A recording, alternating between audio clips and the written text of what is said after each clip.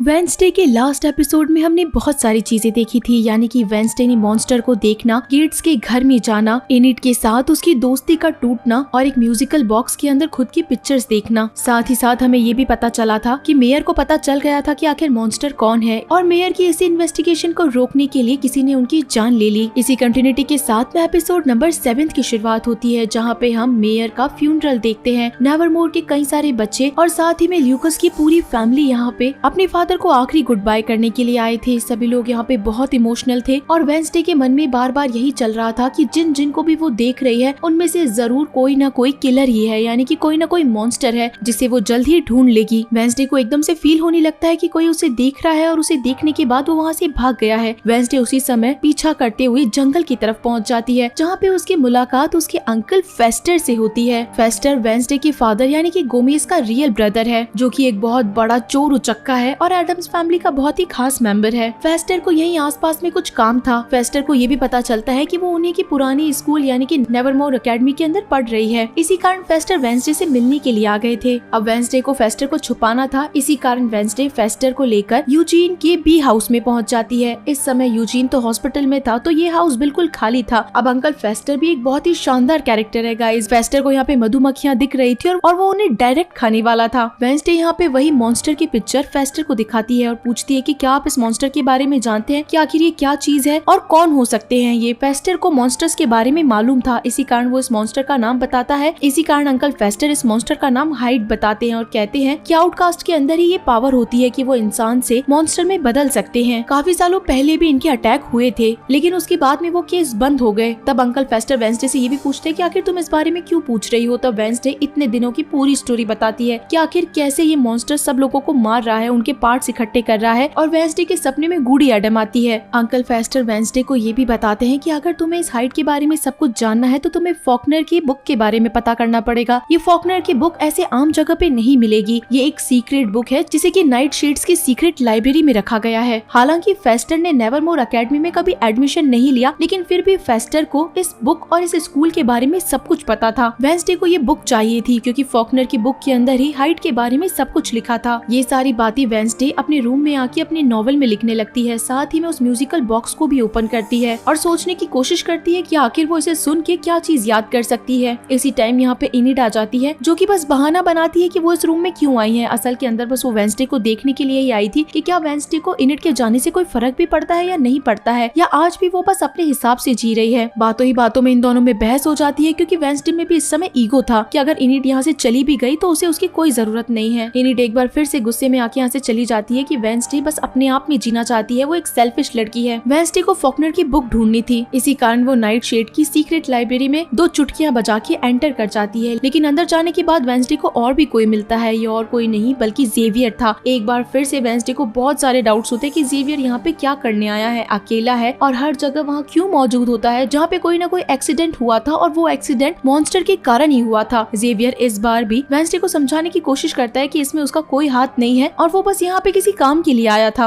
आखिर में जेवियर यहाँ से चला जाता है और तब पता चलता है कि अंकल फेस्टर यहाँ पे खड़े होके इन दोनों की बातें सुन रहे थे। फेस्टर को लाइब्रेरी में आने के रास्ते तक भी पता थे। अब यहाँ पे फेस्टर, वेंसडे और थिंग तीनों मिलके फॉकनर की बुक को ढूंढने लगते हैं। कुछ ही देर में इन्हें बुक मिल जाती है और जैसा कि थिंग एक बहुत ही स्पेशल कैरेक्टर है, उसके हाथों में अलग ही तरीके की सफाई है। इसी के कारण इन्हें लॉकर मिल जाता है और थिंग अपने हाथों की सफाई से उस लॉकर के सारे पैटर्न को ओपन करके फॉकनर की बुक को ढूंढ के बाहर निकाल देता है। वेंसडे उस बुक को पढ़ना शुरू करती है, जहाँ पे मॉन्स्टर के सारे अलग अलग टाइप्स लिखे हुए थे कि मॉन्स्टर कितने तरह के होते हैं। कुछ ही पेजेस के बाद में वेंसडे को हाइड के बारे में पता चलता है और साथ ही में इन्हें ये भी पता चलता है कि हाइड को कंट्रोल करने के लिए उसे एक मास्टर की जरूरत है। एक ऐसा आदमी जो कि आउटकास्ट के एक बच्चे के अंदर से, जिसमें हाइड बनने की पावर है, उसे प्रवोक करती है। पहले तो ये हाइड बहुत अनकंट्रोल्ड होता है, लेकिन उसे धीरे धीरे समझाने और ट्रेनिंग देने के बाद में ये हाइड अपने मालिक की बात मानने लगता है। वेंसडे को बातें क्लियर होने लगती है कि ये हाइड यहाँ पे अकेला मॉन्स्टर नहीं है, बल्कि उसे सिखाने और ट्रेनिंग देने और अपना मकसद पूरा कराने के लिए कोई एक और मालिक घूम रहा है। इसी समय यहाँ पे टीचर थॉर्नेल पहुँच जाती है और वेंसडे अपनी बुक बंद करके उसे छुपाने लगती है। फेस्टर के पास हमेशा से यही टैलेंट था कि वो कभी भी कहीं से भी गायब हो सकता था और उसे कोई देख भी नहीं पाता था। वेंसडे इस पूरे कमरे के अंदर अकेली थी और उसे कहीं न कहीं एनिड की याद भी आ रही थी। वेंसडे को जेवियर के ऊपर थोड़ा बहुत डाउट था, इसी के कारण वो अपने अंकल फेस्टर के साथ में जेवियर का पीछा करने लगती है। जेवियर अपने ट्री हाउस में से निकल के बाहर आता है। वेंसडे अंकल फेस्टर के साथ में उसी का पीछा करने लगती है। इन दोनों की जोड़ी भी कमाल की ही जोड़ी थी। आगे जाके जेवियर रुक जाता है और वेंसडे यहाँ पे देखने लगती है कि कैसे जेवियर एक कार में बैठी लड़की से मिल रहा है। असल के अंदर ये लड़की और कोई नहीं बल्कि डॉक्टर किम्बोट है। और यहीं पे अब वेंसडे को सब कुछ क्लियर हो जाता है कि हाइड यानी कि मॉन्स्टर तो जेवियर ही है, लेकिन उसे कंट्रोल डॉक्टर किम्बोट कर रही है। यही बात वेंसडे बताने के लिए प्रिंसिपल वीम्स के पास पहुंचती है और उन्हें कहती है कि मुझे आपसे बहुत ज्यादा इंपॉर्टेंट बात करनी है। वेंसडे यहाँ पे अपने थेरेपिस्ट डॉक्टर किम्बोट का सच पूरी तरीके से जान चुकी थी। वो जैसे ये बात बोलने वाली थी कि तभी उसे पता चलता है कि डॉक्टर किम्बोट पहले से ही लैरिसा वीम्स के पास आई हुई है और उनसे बात कर रही है। इस टाइम पे वेंसडे अपने प्रिंसिपल से कुछ भी बात नहीं कर पाती और उसे यहाँ से जाना पड़ता है। पीछे से किम्बोट लैरिसा को कहती है कि वेंसडे के अंदर अभी भी कोई सुधार नहीं आया है, वो बहुत ही वियर्ड लड़की है और मुझे नहीं पता कि मेरे दिए हुए सेशन उसके काम भी आएंगे या नहीं आएंगे। जिसके बाद वेंसडे अपने अंकल फेस्टर के साथ में टाइलर की शॉप में पहुंच जाते हैं। वेंसडे अभी भी फॉकनर की बुक को अच्छी तरीके से रीड कर रही थी और हाइड के बारे में जान रही थी कि आखिर ये हाइड कैसा होता है और ये कैसा बिहेव करता है। तभी यहाँ पे टाइलर आ जाता है, जहाँ पे वेंसडे टाइलर से अपने अंकल फेस्टर को मिलवाती है और साथ ही में टाइलर को भी बता देती है कि कैसे उसे फॉकनर की बुक मिली है, जहाँ पे हाइड के बारे में सब कुछ लिखा है। हाइड का एक मालिक भी होता है जो कि उसे मकसद पूरा करने के लिए बार बार में प्रवोक करता है। टाइलर ये बात सुन ही रहा था कि इतनी देर में यहाँ शेरिफ पहुँच जाता है, लेकिन शेरिफ इस बार वेंसडे को अलग करने की बजाय इन दोनों को एक पिक्चर दिखाता है कि कैसे वो एक क्रिमिनल को ढूंढ रहा है। जब टाइलर और वेंसडे दोनों ही उस ब्रोशर को देखते हैं तो इन्हें पता चलता है कि यह आदमी और कोई नहीं बल्कि अंकल फेस्टर है। लेकिन अंकल फेस्टर तो इनके साथ में थे और शेरिफ के आते ही वो एकदम से छू मंतर हो गए थे। ये दोनों मन ही मन में हंस तो रहे थे कि अंकल फेस्टर 1 मिनट पहले इनके साथ थे और शेरिफ के आते ही गायब भी हो गए। इसी के साथ में टाइलर वेंसडे को कहता है कि लास्ट टाइम तुम्हारी बर्थडे वाली डेट हमारी अधूरी रह गई थी, तो अगर तुम परमिशन दो तो क्या आज रात को मैं कुछ स्पेशल कर सकता हूँ। तब वेंसडे इस बात के लिए मना नहीं कर पाती। वेंसडे और थिंक आपस में बातें कर रहे थे। थिंक को भी पता था कि वेंसडे कहीं न कहीं टाइलर को पसंद करती है और इन दोनों के बीच में कुछ आगे हो भी सकता है। वेंसडे उसे कहती है कि इन दोनों के बीच में ज्यादा कुछ नहीं और ये दोनों बस मिलने के लिए जा रहे हैं। जाने से पहले वेंसडे थिंक को कहती है कि इस बुक का अच्छी तरीके से ध्यान रखना, देख लेना कि कोई भी इस बुक को पढ़ न ले और ये बुक चोरी तो बिल्कुल भी नहीं होनी चाहिए। थिंक इस बात का प्रॉमिस करता है कि ये बुक कहीं भी नहीं जाएगी। वेंसडे टाइलर से मिलती है। ये लोग हमेशा की तरह जंगल में ही मिलते हैं। टाइलर ने वेंसडे के लिए एक सरप्राइज प्लान कर रखा था जो कि क्रैकस्टोन के मीटिंग रूम में ही था। वेंसडे को अंदर जाने के बाद पहली बार इतना स्पेशल फील हुआ क्योंकि पहली बार ही उसके लिए किसी ने इतनी सारी चीजें करी थी। उस पूरी जगह को सजा दिया गया था और साथ ही में वेंसडे का थीम रखा गया था, यानी कि उसको colourful lights, party theme, toys ये सब कुछ भी नहीं पसंद थे। यहाँ पे जो भी चीजें थी सब कुछ वेंसडे के अकॉर्डिंग ही थी और साथ ही में यहाँ पे एक हॉरर मूवी का शो भी चल रहा था, यानी कि टाइलर ने वेंसडे को इम्प्रेस करने के लिए काफी सारी चीजें अरेंज करी थी। इस समय शेरिफ भी उसी गुंडे को ढूंढ रहा था। गुंडे का मतलब अंकल फेस्टर को। शेरिफ को फील होने लगता है कि आसपास से कुछ आवाजें आ रही है और वो भी क्रैकस्टोन के मीटिंग रूम तक पहुंचने वाला था। यहाँ पे टाइलर और वेंसडे आपस की डेट को लेकर बहुत खुश थे। वेंसडे ने इतना स्पेशल कभी फील ही नहीं किया था और ये दोनों एक दूसरे के बहुत करीब आने वाले थे, इतने करीब कि इनका किस होने ही वाला था कि तभी शेरिफ आके दरवाजा खोल देता है। हालांकि शेरिफ, टाइलर और वेंसडे सारे के सारे एक साथ में एम्बैरेस होते हैं, लेकिन शेरिफ को पता था कि शायद ये दिन उसे कभी न कभी तो देखना ही था। शेरिफ यहाँ से चला जाता है और टाइलर भी वेंसडे को नेवर मोड छोड़ देता है। कमरे में आने के बाद वेंसडे के होश उड़ गए थे क्योंकि उसकी पूरी नॉवल फटी हुई थी। पूरा कमरा तहस नहस था, मानो कि कमरे के अंदर कोई आया है। जैसे ही वो थिंक को ढूंढती है तो थिंक ऊपर ही ऊपर लटका हुआ था, यानी कि उसका मर्डर कर दिया गया था। थिंक यानी कि जो कि एक हाथ था, उसके अंदर एक चाकू डाल दिया गया था जिसके अंदर हाइड के बारे में सब कुछ लिखा हुआ था, वो भी गायब हो गई थी। वेंसडे थिंक को लेके अपने अंकल फेस्टर के पास में जल्दी से आती है। इस समय थिंक के अंदर से बहुत ज्यादा खून निकल चुका था। थिंक ऑलमोस्ट मरने वाला था। एडम्स फैमिली के हर एक मेंबर के पास में अलग अलग पावर्स थी। अंकल फेस्टर के पास में इलेक्ट्रिसिटी प्रोड्यूस करने की पावर थी। अंकल फेस्टर अपनी फिंगर से काफी सारी इलेक्ट्रिसिटी प्रोड्यूस करते हैं और बार बार में थिंक को शॉक लगाते हैं, लेकिन थिंक इस टाइम पे नहीं उठ रहा था। एक तरफ वेंसडे गुस्से में थी कि आखिर ये थिंक के साथ में किसने किया और दूसरी तरफ वो बहुत ज्यादा इमोशनल थी क्योंकि उसके सबसे करीब थिंक ही था। एक टाइम ऐसा आता है जब अंकल फेस्टर के इलेक्ट्रिक शॉक से भी थिंक नहीं उठता और तब वेंसडे बार बार में कहती है कि थिंक तुम मुझे छोड़ के नहीं जा सकते हो। अंकल फेस्टर एक आखिरी बार ट्राई करते और उसी शॉक के अंदर थिंक को होश आ जाता है और वो उठ जाता है। तब सबसे पहले वेंसडे पूछती है कि आखिर तुम्हारा ये हाल किसने किया, क्या तुम उसे देख पाए? तब थिंक कहता है कि पीछे से वार किया गया है, इसी कारण थिंक उसे देख भी नहीं पाया है। ऊपर से जिसने भी उसे मारा है वो फॉकनर की बुक के पीछे ही पड़ा था। वेंसडे कहती है कि ये सब बातें ठीक है, लेकिन आज के बाद तुम मुझे कभी छोड़ के नहीं जाओगे, मुझसे वादा करो और तुम्हारा ये हाल जिसने भी किया है मैं तुम्हें प्रॉमिस करती हूँ कि मैं उसे कभी नहीं छोड़ूंगी। इसी के साथ वेंसडे अंकल फेस्टर को भी कहती है कि आपको पुलिस बुरी तरीके से ढूंढ रही है, आपको यहाँ से कल की डेट में चले जाना चाहिए। वेंसडे इस कंप्लेन को लेके लैरिसा वीम्स के पास पहुंचती है और कहती है कि मेरे रूम की छानबीन की गई थी और वहाँ से एक बुक को गायब किया गया है। ये फॉकनर की बुक थी जो कि मैं नाइट शेड्स की सीक्रेट लाइब्रेरी से लेकर आई थी। लेरिसा वीम्स इस बुक के बारे में सुनते ही बहुत ज्यादा शॉक हो जाती है कि आखिर वो बुक तुम्हें कैसे मिली है। इसका मतलब था कि लेरिसा वीम्स को भी इस बुक के बारे में सब कुछ पता था। तब वेंसडे कहती है कि अगर आपको इस बुक के बारे में सब कुछ पता था तो आपको हाइड के बारे में भी पता होगा, तो फिर आप आज तक मेरे अगेंस्ट क्यों जाती रही, जबकि आपको भी पता है कि कोई ना कोई मॉन्स्टर है। तब लेरिसा वीम्स कहती है कि जब हमारा सेशन चलता था तब भी ये हाइड मॉन्स्टर एक बार आया था जिसने कई लोगों को मारा था। फॉकनर ने हाइड के ऊपर रिसर्च करके एक बुक तक भी बना दी और उसे ये भी पता चल गया था कि आखिर हाइड कौन है, लेकिन उस हाइड ने फॉकनर को मार दिया। हम चाहते तो पुलिस के अंदर कंप्लेन कर सकते थे, लेकिन उसके बाद नेवरमोर बंद हो जाता। इसी कारण इस टॉपिक को कभी नहीं उठाया गया और फॉकनर की बुक को सीक्रेट लाइब्रेरी में छुपा दिया गया। मैं भी आखिर नेवरमोर के अंदर से उस मॉन्स्टर को निकालना चाहती हूँ कि आखिर वो मॉन्स्टर कौन है, ये मैं भी जानना चाहती हूँ। अगर तुम्हें किसी पे शक है तो तुम मुझे बताओ। तब वेंसडे भड़क जाती है और कहती है कि आप हमेशा मेरा रास्ता रोकती रही, आपने कभी मुझ पे बिलीव नहीं किया और आज आप पूछ रहे हैं कि मॉन्स्टर कौन है। तब लेरिसा वीम्स कहती है कि मैं बस अपनी फैमिली को बचाना चाहती हूँ, मैं बस इस नेवरमोर को कभी खत्म नहीं होने देना चाहती। मुझे भी नेवरमोर की बहुत परवाह है। लेकिन वेंसडे को अब इन बातों से कोई फर्क नहीं पड़ रहा था, इसी कारण वो वहाँ से चली जाती है। बाहर आते वेंसडे को बियंका और ल्यूकस दोनों मिलते हैं, जो कि उसे नाइटशेड की सीक्रेट लाइब्रेरी में लेकर आते हैं। और यहाँ पे ल्यूकस वेंसडे को बताना शुरू करता है कि मैंने बस मेरे फादर के कंप्यूटर यानी कि मेयर के कंप्यूटर को चेक किया था, उसमें मुझे कुछ ऐसा लग रहा था कि मानो मेरे फादर किसी के ऊपर रिसर्च कर रहे थे और वो मानो कि अपना रिसर्च लॉरेल गेट्स पे कर रहे थे। अब guys, Laurel Gates Garrett Gates की छोटी सिस्टर है। ल्यूकस बताता है कि लॉरेल के लिए बताया गया था कि उसकी मौत डूबने से हुई, लेकिन आज तक भी उसकी बॉडी किसी को नहीं मिली है। कुछ ही सालों पहले गैरेट गेट्स के पुश्तैनी घर को एक 90 साल की औरत ने खरीद लिया, जिसके बाद वो औरत अपने आप ही मर गई और उस औरत ने अपनी सारी जायदाद अपनी नर्स के नाम कर दी। साफ साफ बातों से पता चल रहा था कि वो नर्स और कोई नहीं बल्कि लॉरेल गेट्स ही है, जो कि जिंदा थी और उसने अपने ही घर को किसी और नाम से खरीद लिया है। तब यहाँ पे ल्यूकस और बियंका दोनों ही वेंसडे से पूछते हैं कि आखिर लॉरेल गेट्स झूठे नाम से क्यों वापस आई है और उसका इस मॉन्स्टर से क्या लेना देना है। तब वेंसडे बताती है इन दोनों को कि इस मॉन्स्टर को हाइड कहते हैं। लॉरेल अपने भाई का और अपने पूरे परिवार का बदला लेने के लिए वापस आई है। जो भी लोग गैरेट गेट्स के मौत के पीछे थे वो उन सब लोगों को धीरे धीरे करके मारना चाहती है। इस हाइड को कोई और भी कंट्रोल करता है। बियंका और ल्यूकस को पता चल गया था कि वेंसडे जानती है कि असल के अंदर लॉरेल गेट्स कौन है, यानी कि उस मॉन्स्टर को चलाने वाले मालिक कौन है। वेंसडे जाके सीधा अपनी फिजिशियन डॉक्टर किम्बोर्ड के पास पहुंच जाती है और सीधा वही म्यूजिकल बॉक्स ले जाके कहती है कि कैसी हैं आप लॉरेल गेट्स, क्या मैंने आपको आपके सही नाम से बुलाया? ये मुझे आपके पुराने बचपन के कमरे में मिला है। मुझे तो ये बात उसी समय समझ जानी चाहिए थी जब आप यूजीन के लिए वही फ्लावर्स लेकर आई थी। आप यहाँ पे सबका बदला लेने के लिए आई हैं और धीरे धीरे करके सबको मार रही हैं, लेकिन ये सच अब बाहर आ चुका है। अब आप कहीं छुप के नहीं जा सकती हैं। किम्बोर्ड बहुत गुस्से में आ जाती है और बार बार कहने लगती है कि तुम आखिर किस बारे में बात कर रही हो, मुझे कुछ नहीं पता। तुम्हें किसी अच्छे फिजिशियन की जरूरत है और मैं आज के बाद तुम्हारा कोई सेशन नहीं लूंगी और मुझे अभी किसी बहुत इंपॉर्टेंट काम से जाना है, एक पेशेंट को देखने। तब वेंसडे कहती है आप किस पेशेंट को देखती है ये मुझे अच्छे से पता है। आप जेवियर से मिलने जाती है, कार में उसका सेशन लेती है। मैं उस माउंटेन को भी जानती हूँ जहाँ पे आप जेवियर को बांध के रखती है और वहाँ पे उसे उकसा के हाइड भी बना देती है। तब डॉक्टर किम्बोर्ड कहती है कि तुम ये क्या वाहियात बातें कर रही हो, मैं अभी तुम्हारे स्कूल के अंदर तुम्हारी कंप्लेन करने वाली हूँ। तब वेंसडे कहती है आप कंप्लेन करेंगे उससे पहले यहाँ पे पुलिस आपको पकड़ने के लिए आ चुकी होगी। वेंसडे ये बात कह के वहाँ से जाने लगती है और तब यहाँ पे डॉक्टर किम्बोर्ड लेरिसा वीम्स को कॉल करती है और कहती है कि वेंसडे पागल हो गई है, वो पता नहीं कुछ भी बात कर रही है और मेयर के खून का इल्जाम मेरे ऊपर लगा रही है। प्रिंसिपल लेरिसा कहती है कि वेंसडे को आने दीजिए, मैं एक बार उससे बात करती हूँ। इतनी ही देर के अंदर डॉक्टर किम्बोर्ड को कुछ आवाजें आने लगती है। डॉक्टर किम्बोर्ड जैसे ही अपने घर का एक दरवाजा खोलती है तभी वही मॉन्स्टर हाइड आके डॉक्टर किम्बोर्ड को भी मार देता है। इतनी नॉलेज लेरिसा वीम्स तक पहुँच गई थी और इस बार लेरिसा वीम्स वेंसडे के साथ बैठी थी क्योंकि ये दोनों ही हॉस्पिटल के अंदर थे, क्योंकि किम्बोर्ड की मौत से पहले वेंसडे ही उससे मिलकर गई थी। वेंसडे कहती है कि मैं आपको समझाने के लिए आई भी थी, लेकिन अब मुझे लग रहा है कि डॉक्टर किम्बोर्ड लॉरेल गेट्स नहीं हो सकती है क्योंकि वो हाइड अपने ही मालिक को कभी नहीं मारता, लेकिन जेवियर मॉन्स्टर है, ये बात तो एकदम सच है। वेंसडे इस समय जेवियर के पास पहुंच जाती है और बातों ही बातों के अंदर पूरे कमरे के अंदर घूमने लगती है। जेवियर उसे फिर से समझाता है कि ये सब कुछ एक कोइंसिडेंट है कि मैं हर जगह पहुंच जाता हूँ, और रही बात डॉक्टर किम्बोर्ड से मेरी सेशन की तो ये हमारी पर्सनल बात है। मैं अपनी फैमिली से बहुत डिस्टर्ब हूँ और डॉक्टर किम्बोर्ड ही एक ऐसी डॉक्टर है जो कि मुझे समझ सकती थी। वेंसडे को इतनी ही देर के अंदर जेवियर के टेबल से रोवन का इनहेलर, यूजीन का टूटा हुआ चश्मा और साथ ही में डॉक्टर किम्बोर्ड का पेंडल भी मिल जाता है, जिसके कारण वेंसडे पूरी क्लियर थी कि जेवियर ही मॉन्स्टर है और उसके पास हर कोई छोटे छोटे सामान है लोगों को मारने के बाद के। वेंसडे ने ये कंप्लेन शेरिफ को कर दी थी। इतनी ही देर के अंदर शेरिफ अपनी टीम के साथ यहाँ पे पहुंच जाता है और जेवियर को अरेस्ट कर लेता है। जेवियर बहुत गुस्सा था कि वेंसडे ने बिना जाने ही उसके ऊपर इतना बड़ा इल्जाम लगा दिया और जेवियर को अरेस्ट करके ले जाया गया है। ये सब चीजें खत्म होने के बाद में वेंसडे अपने कमरे के अंदर पहुंचती है जहाँ पे उसे इनिड मिलती है। इनिड अपने रूम में वापस आ चुकी थी। असल के अंदर इनिड भी वेंसडे के साथ रहना पसंद करती थी। इन दोनों के बीच जैसा भी झगड़ा पड़ा हुआ हो, लेकिन ये दोनों एक फ्रेंड्स ही थी। इनिड कहती है कि हम दोनों के बीच कोई ना कोई रिलेशन जरूर है जिसे मैं जल्दी सुलझा लूंगी। हालांकि मैंने तुम्हें और थिंक दोनों को बहुत ज्यादा मिस किया है। मैं तुम्हें एक बात और बताना चाहती हूँ कि टाइलर वाली तुम्हारी डेट अधूरी रह गई थी। आज टाइलर अपनी शॉप पे अकेला है और रात तक काम भी करेगा। ये बात मैं किसी को भी नहीं बताऊंगी। तब वेंसडे को भी लगता है कि शायद एक बार अब जब उसने मॉन्स्टर को पकड़वा दिया है तो वो टाइलर से मिलने जा सकती है। वेंसडे यहाँ पे टाइलर के पास पहुंचती है और उसे थोड़ी बहुत बात बताती है कि कैसे उसने जेवियर को पकड़वा दिया है। जेवियर ही असली मॉन्स्टर था। ये बातें टाइलर सुनता है और वेंसडे के करीब आने लगता है। ये दोनों काफी क्लोज आ जाते हैं और इनके बीच में किस हो जाता है। इस किस के साथ में ही वेंसडे को अपने साइकिक पावर के कारण पुराने विजन्स आने लगते हैं। और ये गाइस पुराने विजन्स बहुत ही शानदार थे, क्योंकि डॉक्टर किम्बोर्ड को मारने वाला हाइड और कोई नहीं बल्कि टाइलर ही था। ये जेवियर नहीं है। मॉन्स्टर बनने के बाद में जब इंसान में कन्वर्ट हुआ तो ये विजन वेंसडे को दिख चुके थे। एकदम से वो टाइलर से दूर हटती है और टाइलर को बिना बताए ही वहाँ से भागने लगती है और काफी तेजी में वहाँ से निकल जाती है। पीछे के बैकग्राउंड साउंड में वेंसडे बताती है कि आखिर उसने जिसे किस किया है, यानी कि वेंसडे एडम ने जिसे किस किया है, वो जरूर कोई खास आदमी ही होगा, लेकिन इतना खास कि वो एक मॉन्स्टर निकल जाए ये वेंसडे ने कभी भी नहीं सोचा होगा। गाइस हाइड के बारे में तो पता चल गया है कि वो टाइलर है, लेकिन उसका मालिक कौन है ये हमें आगे आने वाले इस सीरीज के आखिरी एपिसोड में पता चलेगा। तो चलिए फिर मिलते हैं आप सभी लोगों के साथ में इस सीरीज के आखिरी एपिसोड में। तब तक के लिए टाटा।